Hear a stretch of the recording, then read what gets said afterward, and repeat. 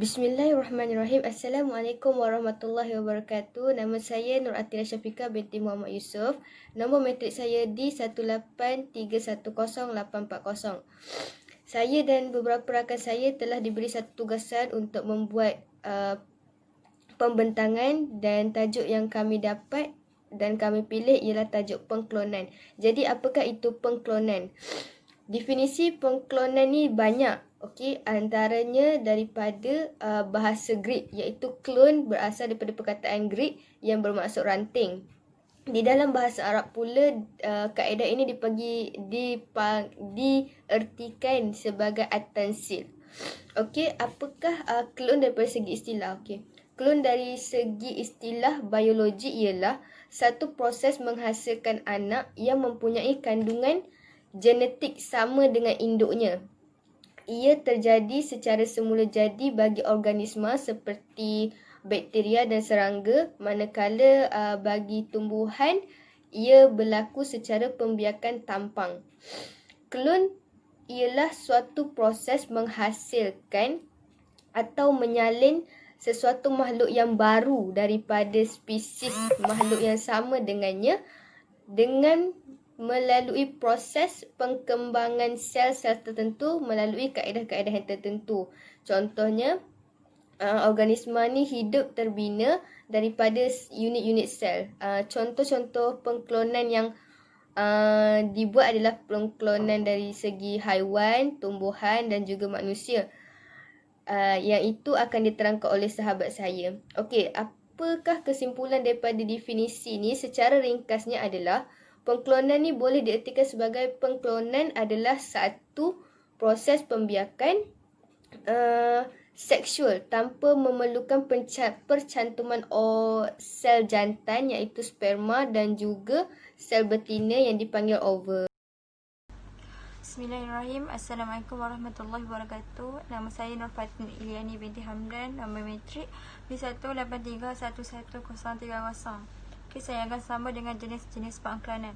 Okey, jenis-jenis pengangklanan terbahagi kepada tiga, iaitu pengangklanan pertumbuhan, yang kedua pula pengangklanan haiwan, dan yang ketiga pengangklanan manusia. Okey, saya akan sama saya akan buat dengan pengangklanan tumbuhan. Okey, pengangklanan tumbuhan ni dah tertera dekat dalam slide itu yang kami proses-proses yang akan berlaku dalam pengangklanan tumbuhan. Okey, first yang pengangklanan tumbuhan ni dilakukan menggunakan kaedah kultur tisu.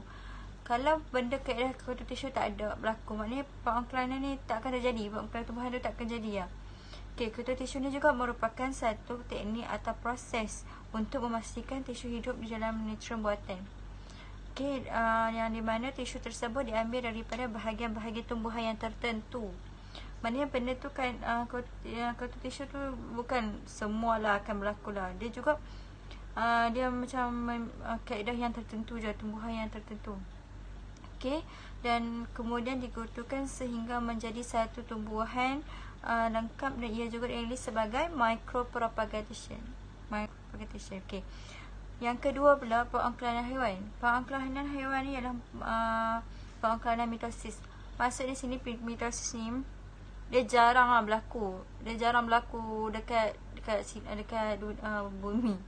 Maknanya macam susah nak ada, sebab benda ni payah pengangklanan haiwan ni. Okey, pengangklanan adalah proses yang menghasilkan ciptaan hidupan yang baru dengan cara yang mitosis.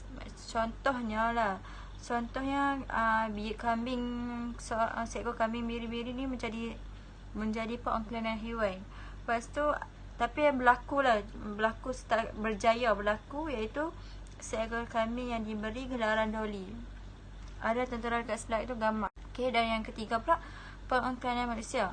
Pengangklanan manusia ni merupakan proses yang sangat rumit. Maknanya macam dia susah nak buat, sebab DNA yang payah cari semua tu kan. Okey, terdapat juga kegagalan dalam proses pengangklanan manusia dan hasilnya agak menggerikan.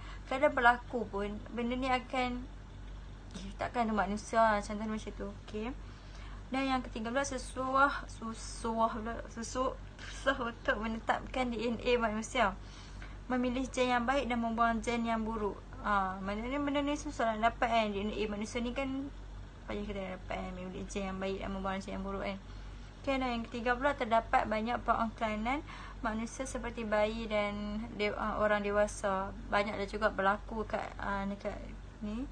Okay, dan banyak juga kecacatan berlaku dalam melakukan pengorganan manusia ni. Okay, kalau buat pengorganan manusia ni, dia akan berlaku kecacatan sebab benda ni rumit. Kalau dapat berlaku tu memang Wallahualam. Okay, itu saja. Terima kasih. Assalamualaikum. Assalamualaikum warahmatullahi wabarakatuh. Nama saya Nur Syahira Atika binti Mat Sofian. Nombor matrik saya di 183-10843. Saya akan menerangkan tentang pandangan fatwa mengenai pengklonan. Pada 11 Mac 2002, Muzakarah Jawatankuasa Fatwa Majlis Kebangsaan Hal Ehwal Agama Islam Malaysia yang ke-51 telah membincangkan pembiakan manusia dan pengklonan, tujuan perubatan dari sudut syarak. Hasil muzakarah tersebut, hukum pengklonan ni untuk apa jua tujuan sekalipun adalah haram kerana bertentangan dengan fitrah kejadian manusia yang telah ditentukan oleh Allah Subhanahu Wa Taala. Okey, seterusnya kita masuk kepada hukum pengklonan, pembiakan manusia dan perubatan dari sudut syarak.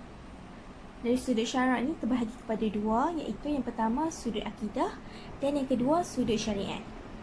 Okay, dari sudut akidah, pengklonan akan menyebabkan wujudnya pertentangan terhadap tujuan Allah Subhanahu Wa Taala menjadikan manusia serta meningkatkan darjat mereka kepada sebaik-baik kejadian. Maksudnya kita tak boleh membuat pengklonan ni sebab akan mewujudkan pertentangan terhadap tujuan Allah ni menciptakan kita, kerana kita ni adalah sebaik-baik kejadian yang Allah ciptakan.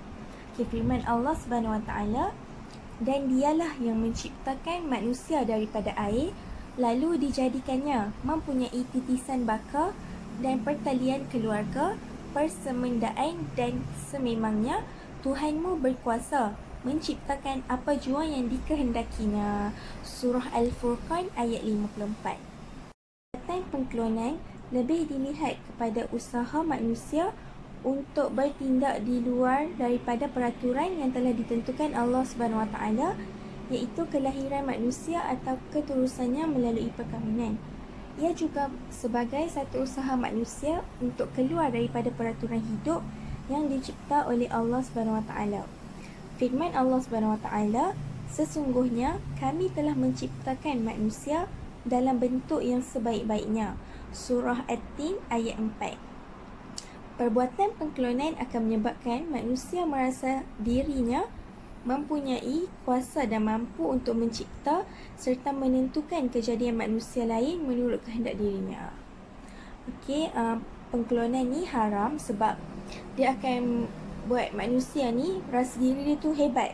Dia rasa macam ada kuasa sebab dia mampu cipta manusia lain menurut kehendak dirinya. Dari sudut syarak, yang kedua ialah sudut syariat. Pengklonan manusia akan mengganggu sistem keturunan dan kesucian sistem kekeluargaan. Ini kerana bagi wanita yang tidak berkahwin, kebenaran penggunaan kaedah ini tidak boleh sama sekali untuk mendapatkan anak. Maknanya wanita yang tak kahwin lagi tapi dia nak anak, tak boleh guna kaedah ni, kaedah pengklonan ni, sebab untuk mendapatkan anak lah. Anak yang diklon bukanlah dilahirkan dari perkahwinan yang sah. Ia tidak mempunyai bapa yang sepatutnya bertanggungjawab memberi nafkah kepada anak tersebut. Ialah sebab anak ni telah diklon, tapi kita tak tahu tu anak siapa kan, sebab dia klon. Maknanya anak klon ni dia tak ada bapa lah yang bertanggungjawab memberi nafkah kepada anak tersebut. Dari segi nasab, anak klon juga akan menghadapi masalah yang sama. Anak klon tidak dapat diangkat menjadikan anak sendiri. Manusia juga tidak boleh dijadikan bahan percubaan seperti eksperimen yang dilakukan kepada tumbuhan, binatang dan lain-lain. Okey, Assalamualaikum warahmatullahi wabarakatuh. Nama saya Nur Asyakar Anwar di 173-10010. Okey, saya akan teruskan kepada klon yang dihalalkan. Okey, klon yang dihalalkan ini adalah untuk bertujuan untuk perubatan, seperti contoh mencipta sel-sel yang tertentu lah. Okey, dalam kajian ni dia diharuskan dalam perubatan. Contohnya untuk menggantikan sel-sel organ yang rosak, okey, digunakan. Okey, lepas tu yang kedua pula adalah klon janin manusia. Klon janin manusia ni boleh dilakukan, tetapi haruslah dimusnahkan dalam 120 hari. Maknanya boleh buat kalau untuk tujuan kajian, tapi kena kata 120 hari tu dah memang dimusnahkan. Tak boleh dah. Okey, lepas tu pengklonan untuk perubatan. Perubatan ni macam-macam. Ada untuk haiwan, tumbuhan dan lain-lain. Okey, dan juga tidak menimbulkan kerosakan pada dan bahaya. Dan juga bukan untuk kepentingan individu. Okey, kita sambung kepada pengklonan menurut perspektif Islam. Okey, apa perspektif Islam pandang benda ni? Adalah di mana umat Islam mengetahui di mana dalam benda ni orang kata salah satu fardu kifayah. Okey, lepas tu Islam juga menggalakkan dalam bidang sains dan teknologi serta menyambut baiklah perkembangan ilmu ni. So orang kata ilmu ni memanglah kita boleh cari, tapi ada juga orang kata apa, kita kena tahu batas-batas dia, ataupun kita kena tahu mana yang boleh kita lakukan dan yang mana kita tak boleh lakukan. Okey, so dekat sini dia kata dekat sini adalah zaman Rasulullah SAW pernah menyuruh umatnya untuk meneroka alam bagi menghasilkan sesuatu yang mana untuk bermanfaat kepada manusia. Okey, lepas tu yang seterusnya adalah jika yang dilakukan dan dihasilkan dan juga mendatangkan kemudaratan kepada manusia tersebut, di mana ia akan ia dilarang sama sekali dan diharamkan kepada umat Islam untuk melakukannya. Okay, nama Munawwarah binti Mazlan. Okey, kesimpulan dari tajuk pengklonan ini ialah teknologi pengklonan ini memang terbukti ianya sangat hebat pada zaman ini. Kaedah pengklonan ini juga memberikan revolusi kepada manusia serta menjaga alam dan sumber pergisaran jika ianya dilakukan dengan cara yang elok dan cara yang betul. Okey, tetapi kita juga diharamkan mengklonkan manusia dan menghasilkan individu yang seiras dengan induk manusia kerana ia bukan sahaja